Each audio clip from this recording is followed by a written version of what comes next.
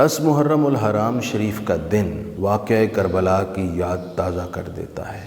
10 محرم الحرام کو نواسۂ رسول، جگر گوشہ بطول، امام علی مقام حضرت سیدنا امام حسین رضی اللہ تعالیٰ عنہ، آپ کے اہل بیت اور آپ کے جان نثار ساتھیوں نے حق کے لیے اپنی جانیں پیش کیں اور آپ پر ظلم اور جبر کر کے آپ کو شہید کیا گیا۔ یہ ایک حادثہ ہی نہیں ہے، ایک ظلم عظیم تھا، لیکن اس واقعہ کے بڑے منفرد سبق آموز پہلو بھی ہیں۔ محرم کے دنوں میں دنیا بھر میں مسلمانان عالم شہدائے کربلا سے عقیدت و محبت کا اظہار کرتے ہوئے محافل و مجالس اور تقاریب کا اہتمام کرتے ہیں، لیکن ایک تلخ حقیقت یہ ہے کہ جذبات غالب آ گئے اور اس واقعے کے حقیقی سبق آموز پہلو اگنور ہو گئے۔ وہ فکری پہلو جو اس واقعے کی اصل تھیم ہے اور جو پیش نظر رہنا امام علی مقام کا ایک مقصد تھا، اس کو پیش نظر رکھنا چاہیے اور آج بہت زیادہ ضرورت ہے۔ اس کربلا کے واقعے کا پہلا امپورٹنٹ بلکہ موسٹ امپورٹنٹ سبق یہ ہے کہ ظلم کے آگے سر نہ جھکایا جائے، اپنی عزت نفس، اپنی خودداری اور اپنے شرف کو ظالم کے قدموں میں پامال نہ ہونے دیا جائے۔ حق کے لیے کھڑے ہوں اور جس نوعیت کی قربانی دینی پڑے دے دی جائے، مگر حق کا پرچم جھکنے نہ دیا جائے۔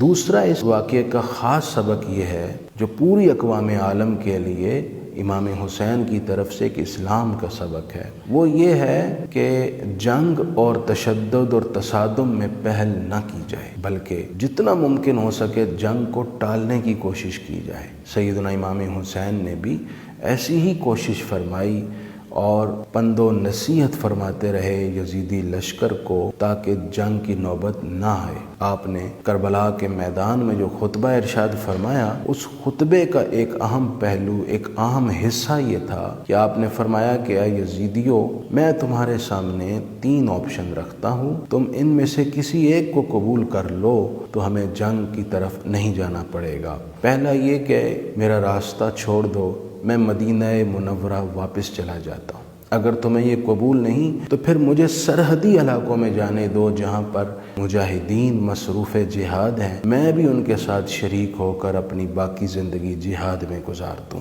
اگر تمہیں یہ بھی قبول نہیں پھر مجھے یزید کے پاس جانے دو، میں یزید سے براہ راست مذاکرات کر کے اس مسئلے کا کوئی نہ کوئی حل نکال لیں گے۔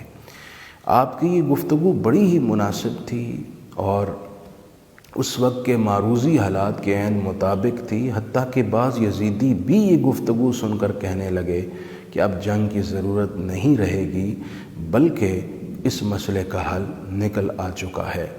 لیکن یزیدیوں پر بدبختی سوار ہو گئی، لالچ نے انہیں اندھا کر دیا اور انہوں نے اہل بیت کی ان پاک باز ہستیوں کے خون سے زمین کو رنگین کر دیا۔ لیکن امام علی مقام کی آخری سانس تک یہ کوشش رہی کہ جنگ کی نوبت نہ آئے۔ اس واقعے کا تیسرا اہم سبق یہ ہے کہ آپ حق پر کھڑے رہنے والے کا ساتھ دینے میں بھی بالکل مخلص ہوں اور ہر طرح کی قربانی کے لیے تیار رہیں۔ امام علی مقام کے جہاں بعض ساتھیوں نے یہی تو کر دکھایا۔ امام علی مقام حق پر تھے، وہ آخری سانس تک ساتھ کھڑے رہے، حتیٰ کہ اپنی جانوں کے نذرانے پیش کر دیے۔ چوتھا اس واقعے کا اہم سبق یہ ہے کہ اپنوں کو کبھی بھی مشکل وقت میں تنہا نہ چھوڑیں۔ حضرت عباس علمدار نے شب عاشور یہی کہا تھا کہ اے سیدنا امام حسین پاک، آپ کو یہاں تنہا چھوڑ کر جو زندگی ہمیں حاصل ہو، ہم اس کو کسی طور قبول نہیں کرتے، اور شفیع المذنبین رحمت کائنات کی حضور کل قیامت ہم کیا منہ دکھائیں گے کہ ہم آپ کے نواسے، آپ کے دل کے چین کو کربلا میں تنہا چھوڑ کر چلے آئے تھے۔ حضور ہمیں یہ زندگی پسند نہیں جو آپ کو تنہا چھوڑنے کے نتیجے میں ملے۔ تو حضرت عباس اور آپ کے تمام رفقا امام حسین کے ساتھ کھڑے رہے۔ تو یہ ایک اہم سبق ہے کہ مشکل وقت کسی پر بھی آ سکتا ہے، آپ کے دوستوں، آپ کے عزیزوں، آپ کے بھائیوں بہنوں، کسی پر مشکل وقت آئے تو آپ ان کے ساتھ کھڑے ہوں۔ یہ کربلا کا سبق ہے۔ پانچواں سبق واقعہ کربلا کا یہ ہے کہ ہر حال میں اللہ کی تقدیر اور رضا میں راضی رہیں۔ امام علی مقام اور آپ کے ساتھی تسلیم و رضا کے پیکر تھے۔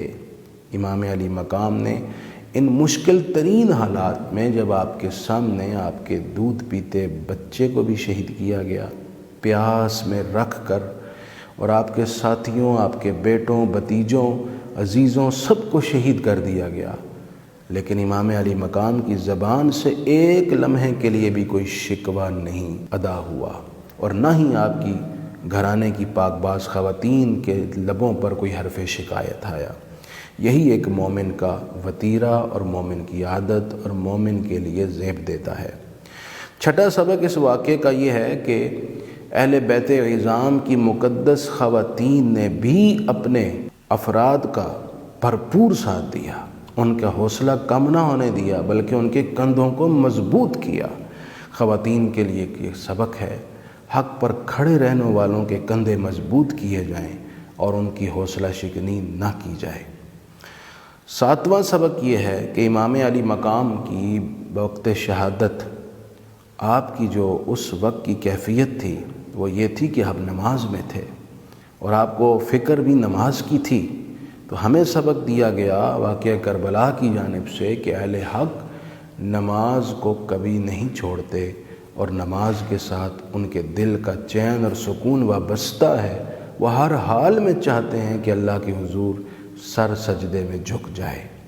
اور آٹھواں سبق واقعہ کربلا کا یہ ہے کہ امام علی مقام جب اس دنیا سے تشریف لے جا رہے ہیں تو لبوں پر آیات کی تلاوت ہے، اور جب آپ کا سر انور نیزے پر لٹکایا گیا تب بھی آپ کی لبوں پر قرآن مجید کی آیات کی تلاوت تھی، جیسا کہ حضور علیہ السلام نے فرمایا کہ میری اہل بیت اور قرآن ساتھ رہیں گے اور یہ دونوں اکٹھے میرے پاس حوض کوثر میں آئیں گے۔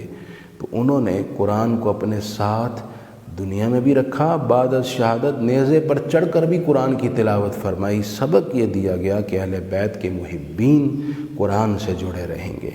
یہ میں نے کربلا کی درسگاہ سے چند ایک موتی چن کے آپ کے سامنے رکھے ہیں، آئیے ان موتیوں کو اپنی زندگی میں لائیں تو انشاءاللہ ہم امام علی مقام کے حقیقی محب کہلانے میں اپنا کردار پیش کر سکیں گے۔